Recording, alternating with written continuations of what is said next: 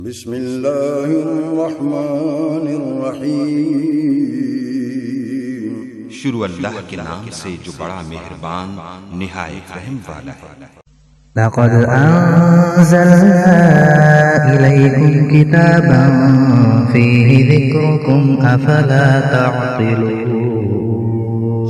اب کسی طرح مدینے میں بلا لو ہم کو،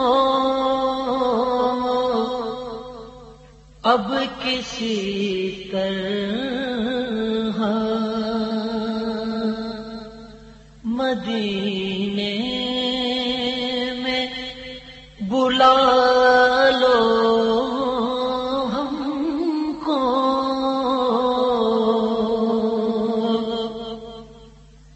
اب کسی طرح مدینے میں بلا لو ہم کو،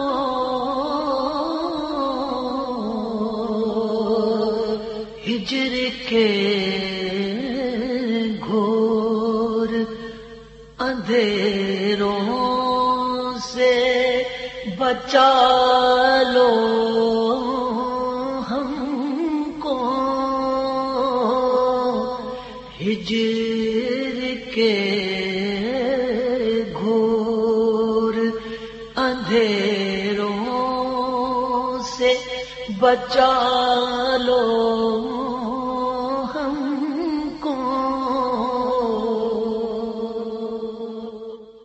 الحمدللہ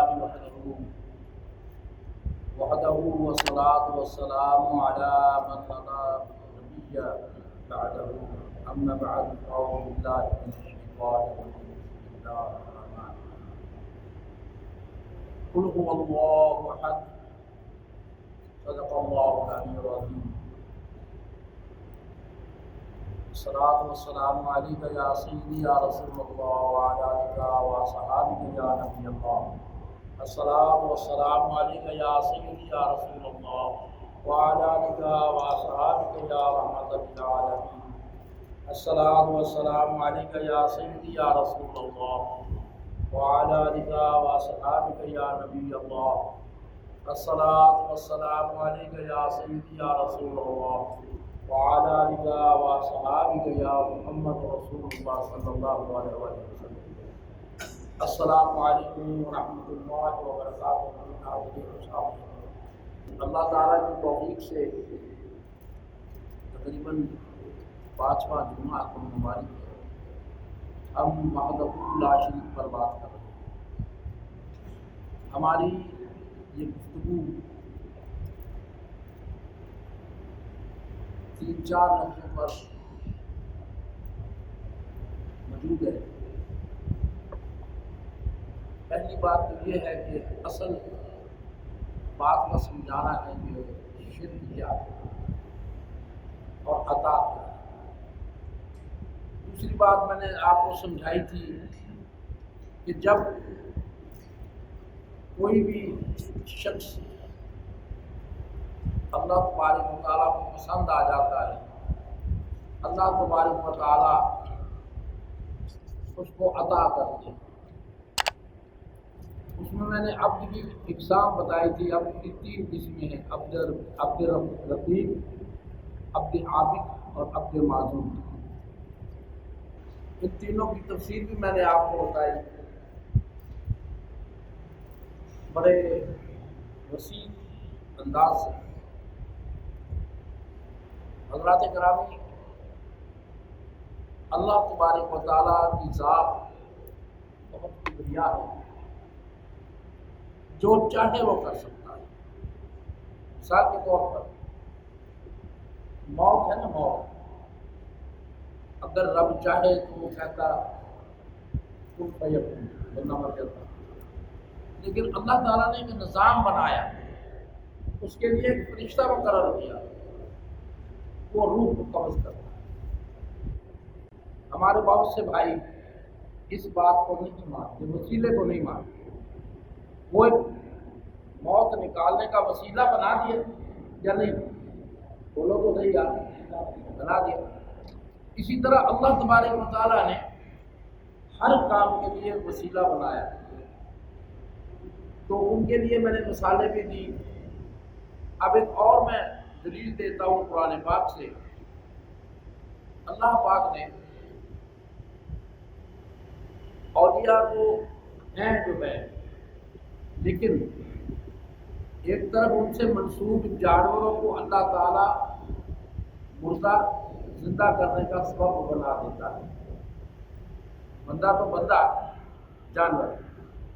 آپ سورۃ بقرہ کی تلاوت کریں، اس میں ایک گائے کے بچڑے کا ذکر ہے، اور البقرہ جو ہے وہ آپ کو میں بتا دوں کہ عربی میں گائے کو کہتے ہیں، گائے کے نام پر ہے۔ یہ جو بچڑا تھا یہ ایک اللہ کا ولی تھا، اسی وجہ سے اس 28 پارے کی سورت کا نام اللہ نے سورہ بقرہ رکھا۔ بقرہ یعنی گائے۔ مزیداری کی بات یہ ہے کہ پورے قرآن پاک میں ایک سورت بھی ایسی نہیں جو سورت اللہ کے نام پر ہے، کوئی ایسی سورت نہیں۔ سارا کلام اللہ، جو بھی صورتیں ہیں وہ غیر اللہ کے نام پر ہے۔ قرآن پاک میں سورہ بقرہ ہے، سورہ محمد ہے، سورہ یوسف ہے، مگر سورہ اللہ نہیں ہے۔ اب اٹیک کرنے والے یہ بھی کہہ سکتے ہیں کہ رحمان بھی ہے سورت، تو رحمان اللہ کا نام ہے۔ جو اللہ کا نام رحمان ہے وہ صفاتی نام ہے، ذاتی نام ہے۔ کیا نام ہے؟ صفاتی نام ہے۔ تو میرے دوستو، اب سورہ بقرہ کی طرف لوٹ آئیے۔ اس میں بنی اسرائیل کا ایک واقعہ ہے۔ بات کچھ یوں ہے کہ بنی اسرائیلیوں میں کسی شخص نے کسی کو قتل کر دیا۔ اب قاتل کا پتہ نہیں چل رہا کہ قاتل ہے کون۔ بڑی چھان بین کی، پوچھا گیچا، لیکن ان کو معلوم نہ ہوا۔ وہ لوگ اس وقت کے پیغمبر حضرت موسیٰ علیہ السلام کے پاس چلے گئے۔ موسیٰ علیہ السلام نے اللہ تعالیٰ سے عرض کی کہ میرے اللہ میری رہنمائی فرما، اس قتل کا کیسے پتہ لگے؟ تو اللہ تعالیٰ نے ارشاد فرمایا کہ اے میرے پیغمبر، ان لوگوں سے کہہ دیجئے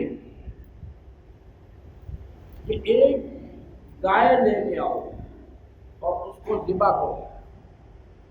ذبح کرنے کے بعد اس کے گوشت کا مخصوص حصہ، اس کے اعضاء کا ایک مخصوص حصہ اس قاتل پر لگایا جائے گا تو وہ زندہ ہوگا۔ جو میت ہے اس پر لگایا جائے گا تو وہ زندہ ہو جائے گی، اور وہ میت خود بتائے گی کہ قاتل کون ہے، کیونکہ اس کو تو پتا ہے مجھے بتانے کا قتل کیا ہے۔ جب حضرت موسیٰ علیہ السلام نے فرمایا اسرائیلیوں کو کہ ایک گائے لو، تو انہوں نے آگے سے کہا کہ وہ گائے کیسی ہو، انہوں نے سوالات کرنے شروع کر دیے۔ تو اللہ تبارک تعالیٰ نے فرمایا کہ اے میرے پیغمبر، وہ جو گائے ہے وہ بوڑھی نہیں ہوگی، وہ گائے بوڑھی نہ ہو اور نہ ہی جوان ہو، بلکہ بڑھاپے اور جوانی کے درمیان ہو۔ انہوں نے پوچھا اس کا رنگ کیسا ہو؟ اللہ تعالیٰ نے ارشاد فرمایا کہ اس کا رنگ پیلا ہو، سونے جیسا ہو، اور اس گائے سے کوئی خدمت نہ لی جاتی ہے۔ مثال کے طور پر اس کو ہل میں نہ جوتا جایا، ہل کے اندر اس کو جوتا نہ جائے، کھیتی کو پانی دینے کے لیے کنویں کے ساتھ جو کنواں چلاتے ہیں اس پٹڑی کے ساتھ اس کو نہ باندھا جائے۔ اس کا مفصل بیان سورہ بقرہ میں موجود ہے۔ اب انہوں نے، اور اس میں یہ بھی شرط تھی کہ اس گائے کے اوپر کوئی داغ نہ ہو کسی قسم نہ سفید نہ کالا نہ لال نہ پیلا، اس کا رنگ صرف پیلا ہو، سونے کی ماں۔ یہ گائے بنی اسرائیل میں موجود تھی، اسی اللہ والے کی۔ اور قصہ یوں ہے کہ جب اس اللہ والے کے بچہ ہوا، کچھ عرصے کے بعد جب 5-7 سال یا 8 سال ہو گئے، اس بندے نے سوچا کہ یار میں مر نہ جاؤں۔ اس نے ایک گائے کا بچڑا لیا اور اس بچیا پر ایک مہر لگائی گردن میں،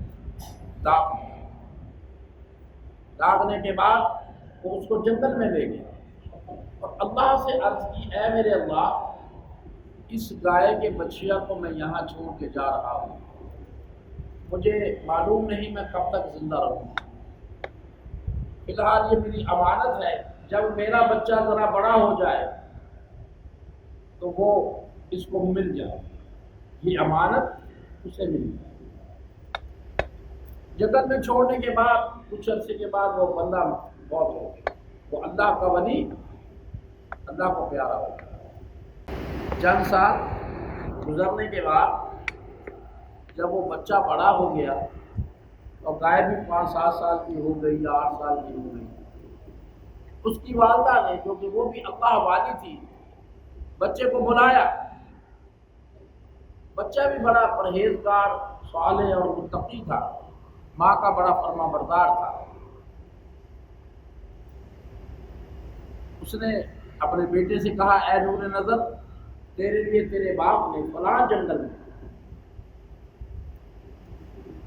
خدا کے نام پر ایک بچیا چھوڑی تھی، وہ اب جوان ہو چکی ہوگی، جاؤ اس کو جنگل سے لے آؤ، وہاں جا کر دعا کرنا، اللہ تعالیٰ جو میرا والد آپ کو امانت دے گیا تھا وہ مجھے مل جانی چاہیے، اللہ تجھے عطا کرے گا۔ اب وہ لڑکا جنگل میں گیا، گائے کو تلاش کیا، گائے اسے نظر آ گئی۔ اس نے پھر بھی دعا کی اور کہا کہ اے اللہ، اگر یہ وہی گائے ہے جو میرے والد نے مجھے دی ہے تو یہ میرے پاس آ جائے۔ پھر اس نے اس گائے کو بلایا، اے گائے، اگر تو وہی گائے ہے جو میرا والد امانتاً یہاں پر چھوڑ گیا ہے تجھے اللہ کے پاس، تو میرے پاس آ جائے۔ وہ گائے اس کے پاس آ گئی۔ وہ جوان اپنی والدہ کی خدمت میں وہ گائے کو لے کر آیا۔ اس کی والدہ نے دوسرے دن کہا کہ اے بیٹے، اس کو بازار میں فروخت کر، لیکن 3 دینار سے زیادہ آپ نے پیسے نہیں دیے۔ جب سودا طے ہو جائے تو اس سے کہنا کہ میں اپنی والدہ سے پہلے مشورہ کر رہا ہوں پھر فروخت کروں، یہ آپ نے شرط رکھی۔ شام کے ٹائم ایک شخص آیا، اس نے کہا کہ یہ گائے کتنی کی؟ اس نے کہا 3 دینار۔ اس نے کہا میں 6 دینار دیتا ہوں، لیکن شرط یہ ہے کہ آپ کسی سے مشورہ نہیں کریں۔ اس نے کہا نہیں، میں یہ گائے نہیں دوں، میں جب تک اپنی والدہ سے مشورہ نہیں کر لیتا میں گائے آپ کو نہیں دوں۔ واپس آ گئے، گھر آ گئے، سارا ماجرا سنایا۔ والدہ نے کہا ٹھیک ہے، آپ کل اس کو کہنا کہ 6 دینار کی گائے ہم آپ کو دیتے ہیں، لیکن شرط وہی ہے کہ جب سودا طے ہونے لگے تو آپ نے یہ ضرور کہنا ہے کہ میں اپنی والدہ سے مشورہ کروں۔ دوسرے دن گائے بازار میں لے کر گئے، جوان کھڑا رہا، پھر ایک شخص آیا، اس نے کہا یار آپ نے گائے دینی نہیں ہے؟ اس نے کہا بالکل دینی ہے۔ کتنے کی؟ اس نے کہا 6 دینار کی جو آپ نے کہا تھا۔ اس نے کہا نہیں، میں 12 دینار دوں گا، میں 12 دینار دوں گا۔ اس نے کہا نہیں، 12 دینار کی میں تب دوں گا جب اپنی والدہ سے میں مشورہ کر کے آؤں۔ پھر شام کو واپس آ گئے، والدہ سے عرض کی کہ ایسے ایسے بات ہوئی ہے۔ والدہ نے کہا کہ کل جب وہ شخص آئے، اس کو کہنا کہ کیا آپ ہمیں گائے فروخت نہیں کرنے دیں گے، آپ ہمیں گائے فروخت نہیں کرنے دیں گے، آپ کی مہربانی ہے آپ ہمیں گائے فروخت کرنے دیں۔ والدہ نے سمجھ لیا کہ یہ ہماری ایک اللہ تعالیٰ کی طرف سے امتحان لیا جا رہا ہے، اور یہ فرشتہ ہے، انسان نہیں۔ جب اگلا دن ہوا، جوان پھر بازار میں گائے لے گئے، وہی شخص پھر آیا، اس نے کہا ہاں بھائی گائے دینی ہے یا نہیں دینی؟ انہوں نے کہا بھائی میرے بزرگوار کیا آپ ہمیں گائے فروخت کرنے دیں گے یا نہیں دیں گے؟ اس نے کہا بالکل آپ گائے فروخت کریں۔ اب یہاں پر بنی اسرائیل کے لوگ آئیں گے اور اس سے جو آپ نے قیمت مانگنی ہے وہ 3 دینار یا 4 دینار نہیں مانگنی، ان سے کہنا ہے کہ جو اس کی کھال ہے اس پوری کھال میں آپ نے سونا بھرنا ہے، جیسے گائے بنی ہوئی تھی ایسے ہی سونا بھر کے بنا دے دی، اور وہ لے جائیں گے۔ وہ بندہ چلا گیا، کچھ دیر کے بعد پیغمبر موسیٰ علیہ السلام اور اسرائیل کے لوگ آئے، انہوں نے کہا کہ جوان یہ گائے فروخت کرنی ہے، یعنی بالکل فروخت کریں گے، کیا قیمت ہے؟ نے کہا اس کی قیمت یہ ہے کہ جب اس کو ذبح کر لیا جائے گا اس کی پوری کھال کو سونے سے بھر دیا جائے گا۔ انہوں نے کہا ٹھیک ہے۔ موسیٰ علیہ السلام کی ضمانت پر وہ گائے لے گئے، کیونکہ جب وہ گائے ذبح ہوتی تو تبھی وہ سونا بھرا جاتا نا اس میں۔ انہوں نے گائے کو ذبح کیا، گائے کو ذبح کرنے کے بعد کچھ مخصوص حصہ جو پیغمبر علیہ السلام نے کہا وہ اس میت کو لگایا گیا، وہ زندہ ہو گیا۔ میت جب زندہ ہو گئی اس کے گلے سے، کیونکہ گلا کاٹا تھا، خون کا فوارہ پھوٹ رہا ہے، اس سے پوچھا کہ آپ کو قتل کرنے والا کون ہے؟ اس نے کہا کہ یہ آدمی ہے، یہ میرا کزن ہے، اس نے مجھے قتل کیا۔ تو بات کرنے کا مقصد یہ ہے کہ اس میں کوئی شرک والی بات نہیں ہے۔ اللہ نے گائے کو وسیلہ بنایا قاتل کو تلاش کرنے، اگر اللہ چاہتا تو وہ بندہ ویسے بھی زندہ ہو سکتا۔ اللہ پاک نے یہ دکھایا ہے کہ وسیلہ جو ہے وہ بھی صحیح ہے اور بالکل جائز ہے۔ تو بس اللہ تبارک و تعالیٰ نے گائے کو وسیلے سے زندہ فرمایا۔ اللہ جو چاہے وہ کر سکتا ہے، وہ رب کریم ہے۔ جانور کے گوشت کے ذریعے مردہ زندہ فرمایا، لیکن اس رب العالمین کی شان میں کوئی فرق نہیں آیا، اس کی توحید میں کوئی فرق نہیں آیا۔ اسی طرح جس طرح وہ لڑکا جو فرزند صالح تھا جنگل میں گیا اور اس نے جا کر قسم دے کر گائے کو پکارا، اب وہ گائے کو پکارنا تو غیر اللہ کو پکارنا ہے، لیکن نہیں، وہ بھی ایک وسیلہ تھا۔ اور پھر فرشتہ انسانی شکل میں آیا، اگر اللہ چاہتا تو وہ بچے کو بھی آواز آ سکتی تھی غیب سے کہ بھی آپ نے اس طرح گائے بیچنی ہے، لیکن اللہ تعالیٰ نے ایک طریقہ کار بتا دیا کہ ایسے وسیلہ بنتا ہے، اور اس فرشتے کی نورانیت میں کوئی فرق نہیں آیا، اس کی مدد سے توحید خراب نہیں ہوئی۔ اللہ تعالیٰ جسے اپنا معصوم بنا لے، اس سے جو کچھ بھی اور جو کام لینا چاہے لے سکتا ہے، یہی اس کی توحید کی دلیل ہے۔ اسی طرح اللہ تعالیٰ نے فرمایا، اے حبیب صلی اللہ علیہ وسلم، قل هو اللہ احد، آپ فرما دیجئے وہ اللہ ایک ہے۔ اللہ تعالیٰ کو کسی نے نہیں دیکھا سوائے اس کے حبیب صلی اللہ علیہ وسلم۔ اس کی توحید پر ایمان حضور صلی اللہ علیہ وسلم کے فرمانے اور بتلانے پر ہے، یا پھر ان انبیاء اولیاء و کاملین کے وجودات و مسعودات کو دیکھ کر انسان یہ سوچتا ہے کہ اس صانع کامل کی ذات اور قدرت کیسی ہوگی جس نے ایسے ایسے نگینے پیدا فرمائے۔ ہم اولیاء و کاملین انبیاء کرام کو مظاہرہ صفات خدا مانتے ہیں کہ ان نفوس قدسیہ کے وجود سے اللہ تعالیٰ کی ذات و صفات کا اظہار ہوتا ہے۔ خدا کا ہر مقرب بندہ یہی تبلیغ فرماتا ہے، قل هو اللہ احد۔ اللہ تعالیٰ بطفیل حبیب صلی اللہ علیہ وسلم کے ہمارے عقیدہ توحید کو مضبوط فرمائے اور اسی پر ہمارا خاتمہ فرمائے، آمین۔ وما علینا الا البلاغ۔